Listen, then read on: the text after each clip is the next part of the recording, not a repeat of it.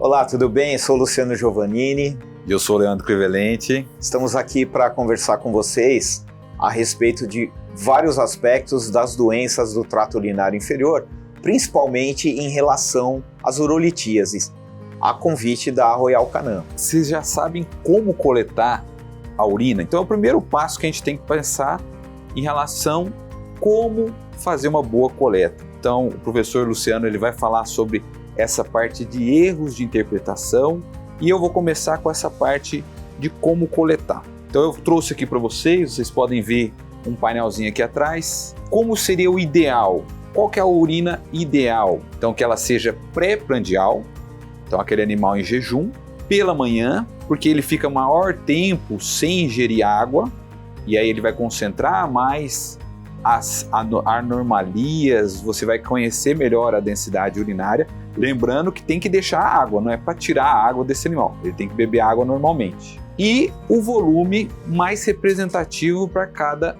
espécie ou para cada tamanho desses animais. Gato, geralmente você coleta quanto de volume? Então, é importante a gente frisar a parte técnica da realização do exame de urina, porque, por definição, o padrão é que se faça a urina, o exame, a análise, com volume de 5 a 10 ml. Então, o ideal é que a gente tente coletar no mínimo 5 e não mais que 10, é desnecessário. Se você enviar para o laboratório mais do que 10 ml, o laboratório vai ali cotar isso e vai realizar o exame em 10 ml. Respondendo a sua pergunta em relação aos gatos, então o ideal seria no mínimo 5 ml para a gente ter um resultado de qualidade quanto à urinálise. Perfeito. Então lembre-se disso, não vai mandar 1 ml que muitas vezes vai ser difícil ter uma representação adequada. E além disso, nós temos que pensar como coletar. Aqui vocês podem ver a parte de micção espontânea, cateterização e a cistocentese. Várias pessoas perguntam pra gente, né, falam, qual que é melhor, o que tem que ser feito? A grosso modo, a cistocentese, você vai coletar direto da bexiga, né? Então ele tem uma representatividade maior da urina, mas cada caso você tem que utilizar específico para aquele indivíduo. Por exemplo, se o animal estiver obstruído, então você também vai ter que avaliar a uretra, passar uma cateterização e a gente vai mostrar alguns videozinhos aqui para vocês. Lembrar também como que é a coleta. Então, se for por micção espontânea, vai passar pela vagina, vai passar pelo prepúcio e por isso que nós temos que coletar e higienizar muitas vezes esse prepúcio, essa vagina antes da avaliação, sempre que possível, e obter esse jato do mediano, que a gente pode pedir para o tutor, é difícil, né? A gente falar para um tutor coletar a urina de gato, por exemplo, é quase que impossível, mas pode ser uma opção em alguns casos. E uma coisa também que eu tenho visto, trazer em recipiente que não seja limpo. Não sei se na tua rotina, às vezes o tutor pega num pote de maionese e faz essas coisas. Você já viu isso aí? É importante frisar isso porque existem os coletores universais. E uma questão que às vezes o colega esquece é que o coletor universal de tampa vermelha ele é estéril. Então é uma boa opção para coleta de urina por micção voluntária, micção espontânea. Perfeito. O de tampa branca, ele não é estéril. Então, porventura, isso impacta no seu resultado na interpretação da urinálise, uma vez que pode ter contaminação nesse coletor. Fora que, se o tutor inventar de coletar a urina num pote de maionese, então ele está contaminado com elementos diversos que vão aparecer no exame de urina e vão modificar falsamente esse resultado de urina. E muitas vezes a interpretação vai ser completamente errada por uma substância que está dentro desse pote coletor. Outra opção que a gente tem que pensar é a cateterização. Então a gente vai colocar uma sonda uretral até chegar à bexiga, passando pela vulva ou pelo prepúcio, passando ali pela uretra até chegar na bexiga. Essa coleta tem que ser o mais estéril possível. Então evitem ao máximo de ter uma contaminação. Em hipótese nenhuma, deixar uma sonda uretral no chão, em cima da mesa.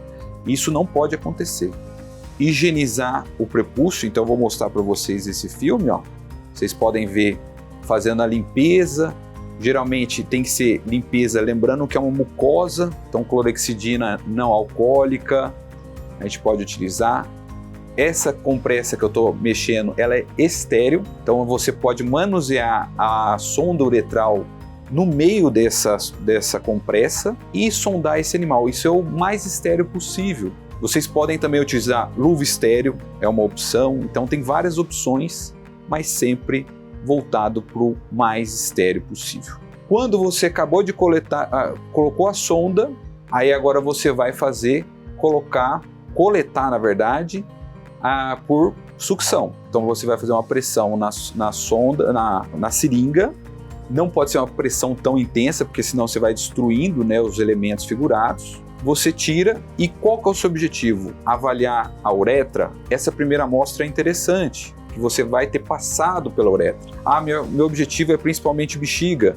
Então você pode desprezar o início e coletar a segunda amostra, é uma opção. E em fêmeas, o outro caso, limpeza também da vulva com clorexidina não alcoólica, não deixar essa sonda ficar tocando nos lugares, coloca uma compressa estéril para você não ficar tocando na mesa, o gel de preferência também estéril, que tomar cuidado com o gel que ele possa ter gordura, né? Você já viu, às vezes o ideal é a parte de água, né? Quando tem gordura, por exemplo, pode ter erro de interpretação e tudo isso a gente tem que fazer uma avaliação precisa. E a última, a cistocentese, vocês podem ver como que é a introdução da agulha. Ela vai fazer uma introdução no abdômen, fazer uma coleta o mais estéril possível, limpeza local, então faz a tricotomia naqueles animais que são muito hirsutos, né, peludos, pode fazer tricotomia, antisepsia, então utilizar agora o clorexidina pode ser o alcoólico, não tem problema, não tem contato com mucosa. E um segredinho é deixar essa agulha a 45 graus, deixar a agulha que entre crânio, caudal e uma agulha fina. Você já viu casos de ruptura de cistocentese? Já vi. E a maior parte das vezes, erro de técnica. Sim, erro de técnica, e no outro sentido, ou seja, caldo cranial. Tem que lembrar que a bexiga pode ir esvaziando, e se você está nesse sentido, caldo cranial com agulha, você tem risco de rasgar a bexiga. Então o crânio caudal, ela esvazia e ela escapa da agulha sem muito trauma. E a agulha fina, como você falou, então eu já vi punção por agulha, uma 40-12, por exemplo, acarretando a perfuração da bexiga e extravasamento de urina. Com esses detalhes, se fizer todas as técnicas corretamente, dificilmente você vai ter problemas relacionados à técnica. E agora nós vamos passar para a interpretação. Então o professor Luciano vai falar agora essa parte interpretativa, que se você coletou muito bem, agora nós vamos passar para a análise. Vamos lá?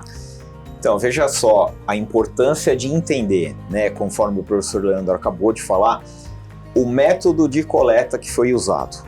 Então, a interpretação do exame de urina tem uma relação direta com o método de coleta. Então, a cistocentese, em tese, é o melhor método porque você tem menor risco de contaminação da amostra? Sim, por bactérias. Mas você tem um maior risco de contaminação da amostra por sangue. Então o colega precisa saber, fez cistocentese, eventualmente só apareceu sangue, pode ser que seja iatrogênico, não seja pela doença em si.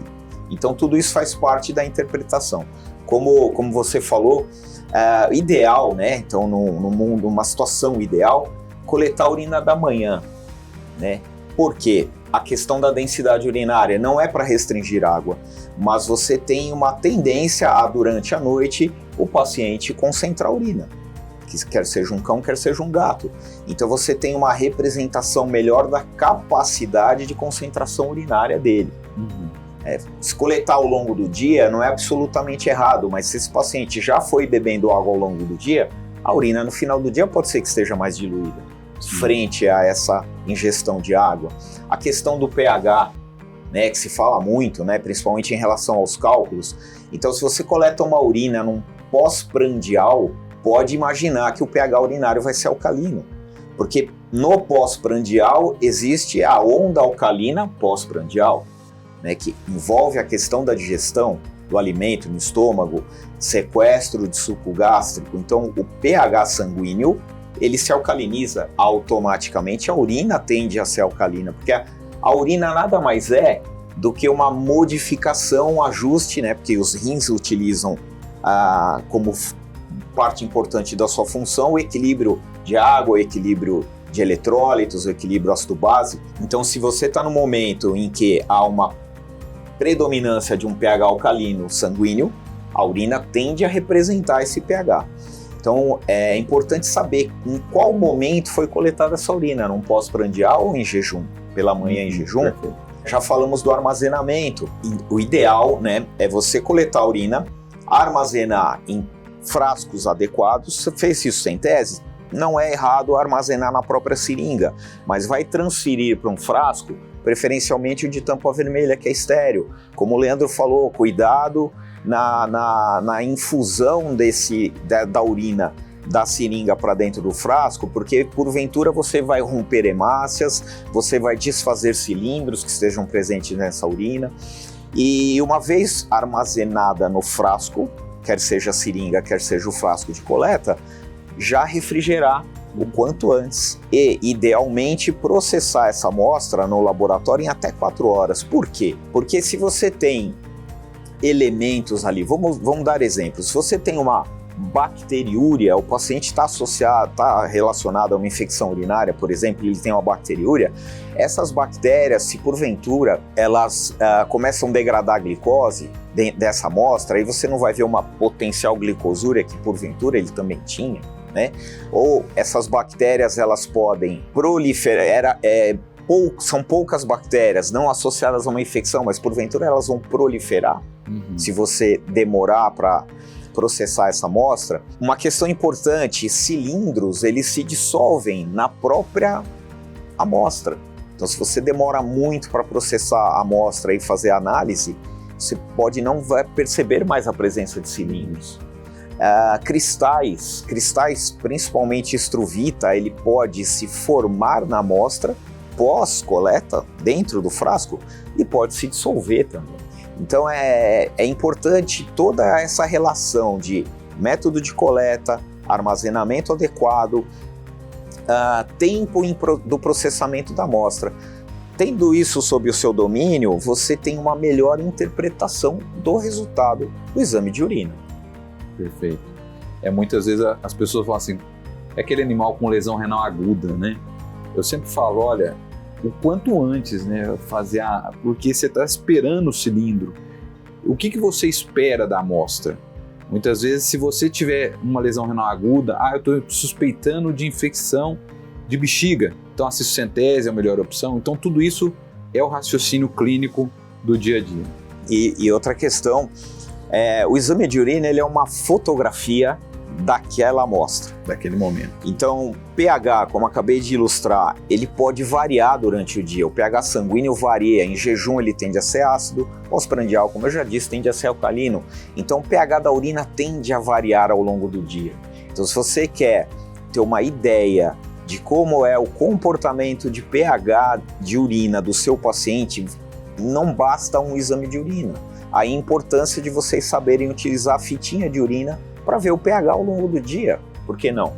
E entender qual é a predominância do pH, porque essa relação de pH urinário com formação de cálculos, ela é uma realidade, mas cuidado em pegar a fotografia, ou seja, um exame de urina, vendo um pH ácido ou alcalino, que seja, e imaginar que aquilo é a constância do seu paciente. Outra questão que varia ao longo do dia, de acordo, como eu já falei, com a ingestão de água, é a densidade urinária. Então, se você também quer entender se a urina do seu paciente tende a ser mais concentrada ou, por outro lado, ele apresenta condições de diabetes insípidos, nefrogênico, secundário, que seja, ele vai ter uma urina mais diluída. Então, se você quer entender a predominância da densidade urinária, também é interessante ter um refratômetro à mão e fazer a densidade ao longo do dia, não só uma coleta e aquilo envolver toda a interpretação dali para frente em relação ao seu paciente.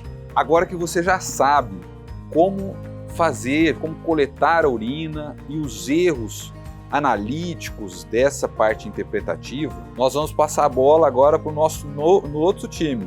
Professor Júlio, professor Hugo estão vindo aí. Enquanto isso, vamos tomar uma aguinha. A gente vai tomando uma aguinha e eles vão chegar por aí.